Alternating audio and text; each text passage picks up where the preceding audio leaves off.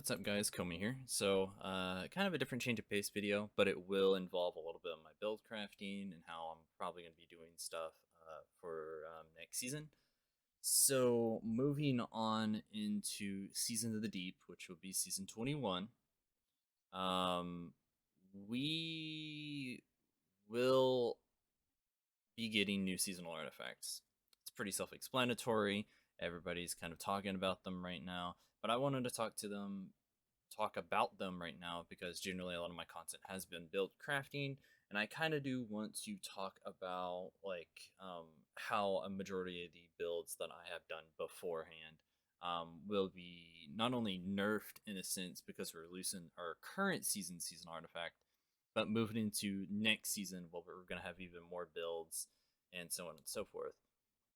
I do want to say in my last builds, which were my Solar Bonk Titan with Hollow Fire, my Controlled Demolish Titan, and my Tiku's Hand Hunter builds, are all still viable in their own sense. They'll just take a little bit tweaking to actually get to work. Controlled Demolish Titan is still going to be reliable this season.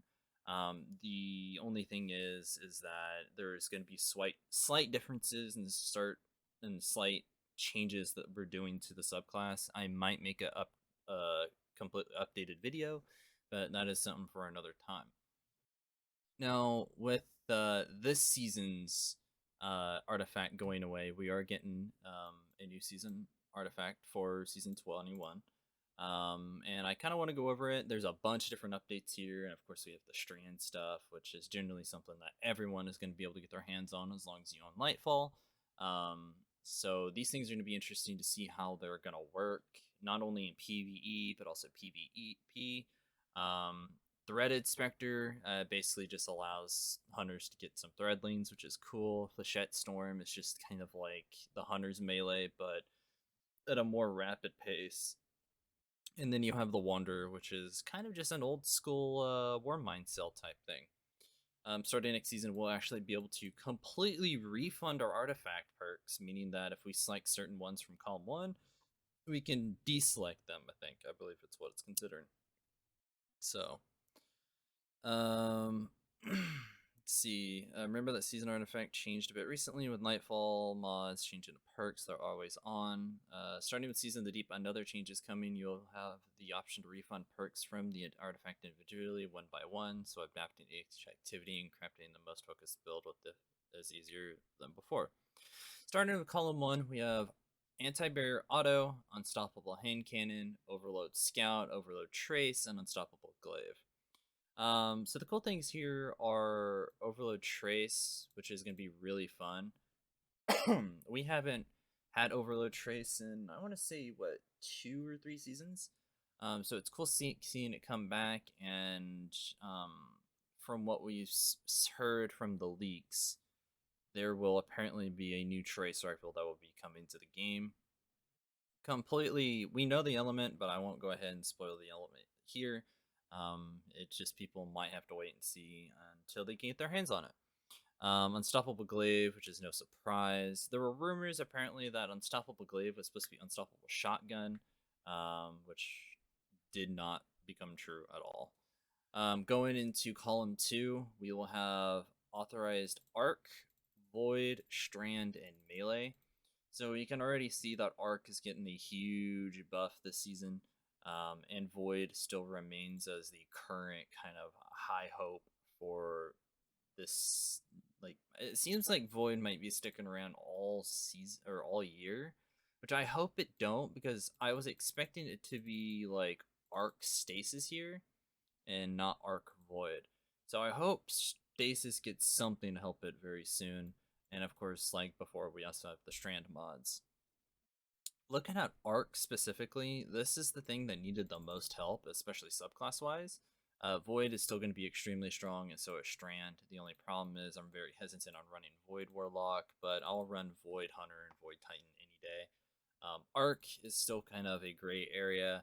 And then we have Technicolor Siphon, which allows Strand and Arc Siphon mods that combined both of them, it seems. But assuming they would also be 3, what's it called? Yeah, with three B3 energy. Column 3. Uh, improved unraveling increases the amount of damage dealt by unraveling a target, which sounds nuts considering we'll get later down the line and you'll kind of see. But unraveling currently uh, is kind of nuts because the hunter spike is just getting buffed.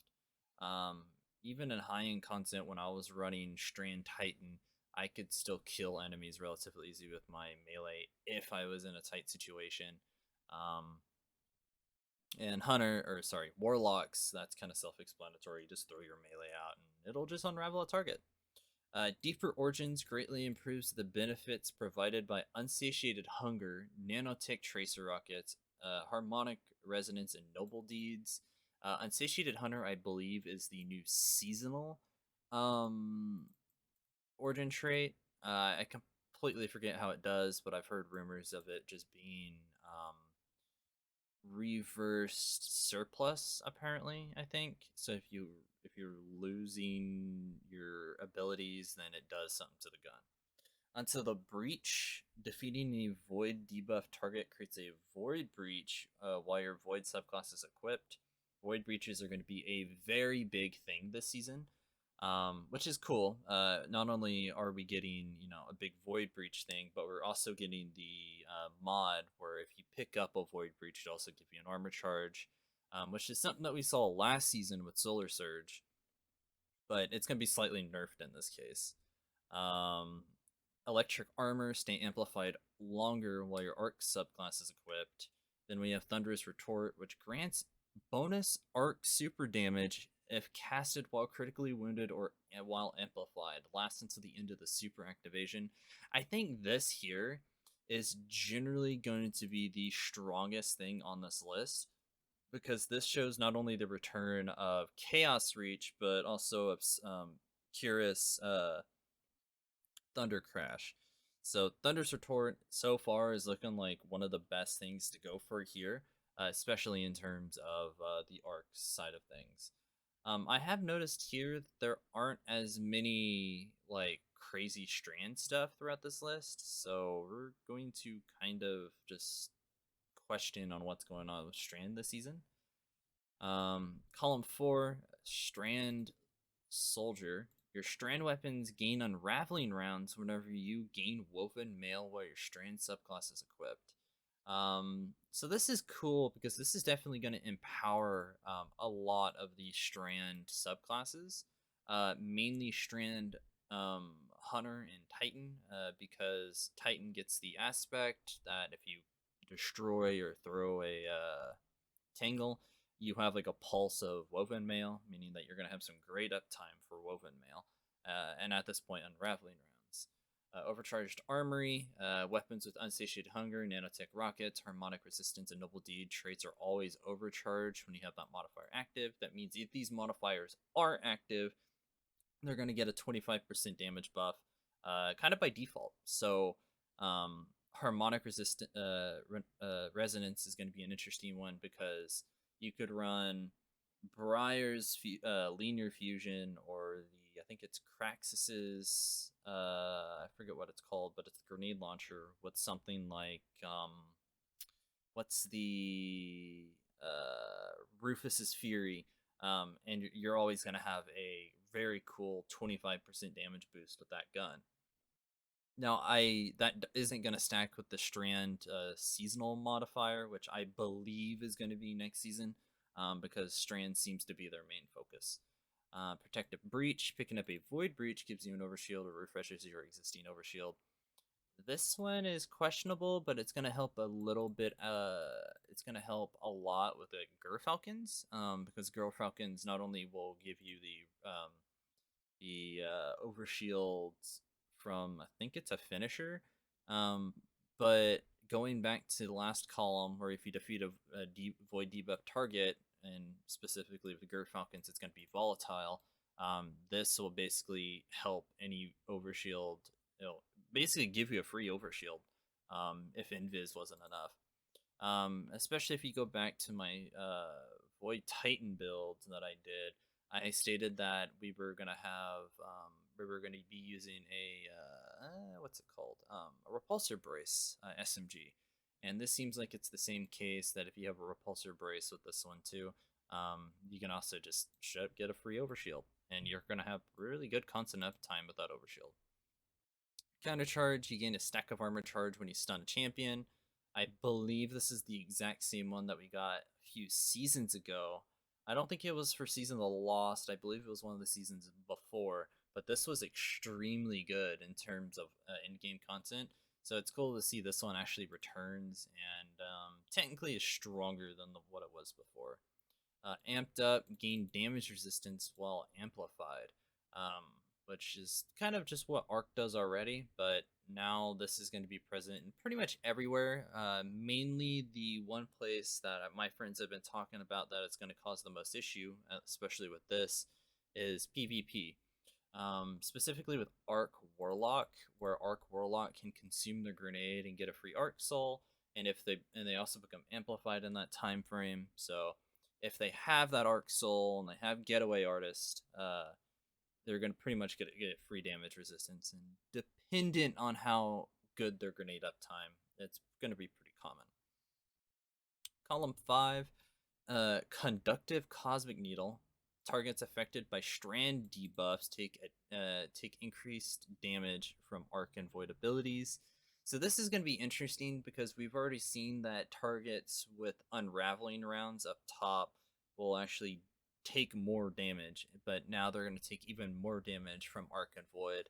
And strand debuffs are very common, simply because whenever you are running strand, you're either doing severing, unraveling, or suspend. Mainly the two ones that are probably going to be the most used this season are unraveling and severing. Severing is kind of like pseudo overload, where if you hit the target with a severing debuff, effectively their damage output is going to be reduced.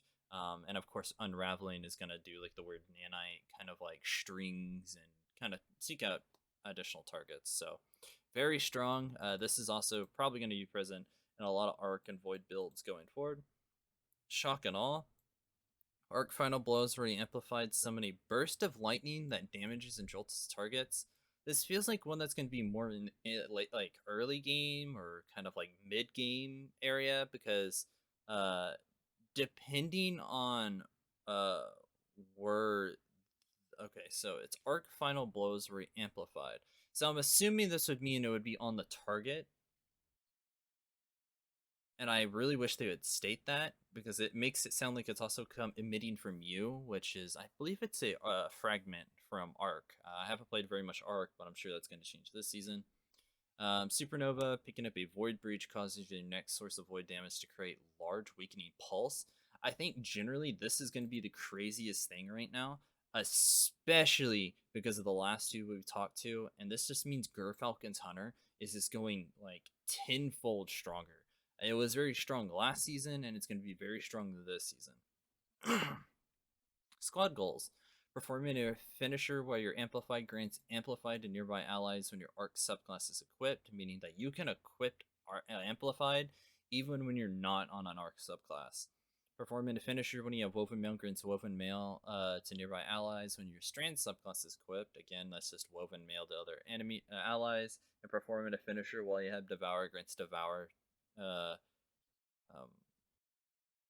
Yeah, so pretty much if you have the debuff, you can pretty much give it to another player, but that's nearby, which is really cool. I kind of wish that was something that we could do more often, but Lightning strikes twice after throwing an arc grenade, gain increased grenade recharge for a short time. Arc Final Blows extend the duration of this benefit. And Lightning strikes twice is just return of Heart of Inmost Light Arc Titan. Probably one of the strongest builds we've had in a good while, and it kind of returns. Just Heart of Inmost Light isn't the best right now, so you're probably going to see this being like ran with, I believe it's Armamentarium that gives you another grenade. And then there's a few visual updates they're doing.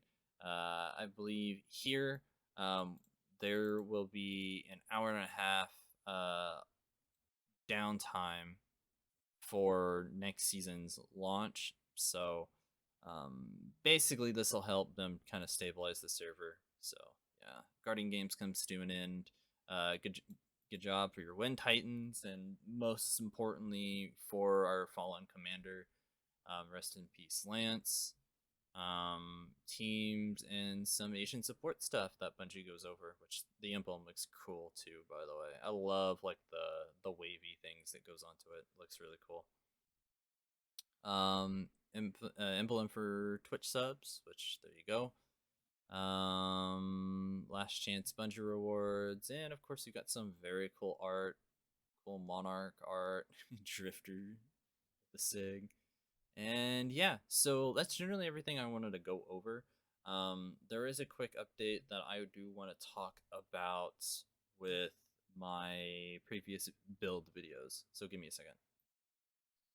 Okay, so this is the most recent build video I have done. So this is my Solar Hunter Tiku's Hand Hunter that I did. And you'll notice there's probably going to be a few changes here.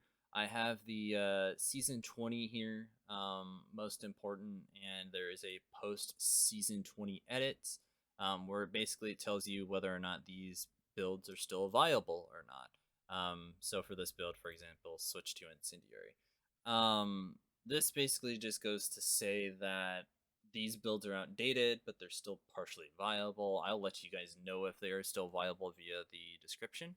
And this will pretty much be for every build forward, simply because let's be honest here, the changes of the artifacts are pretty detrimental in a way that a lot of these most recent builds are working.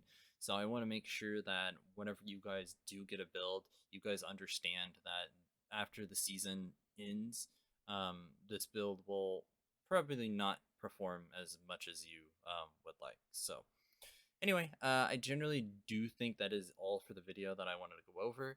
If you guys have any questions or anything of that sorts, do let me know. But just know that there are going to be plenty more builds coming next season. I know I've been kind of lacking this season, but currently the season is coming to an end. So make sure to pick up any of your engrams, your rewards from vendors. And yeah, I guess I'll see y'all in Season the Deep. Catch you later. Adios.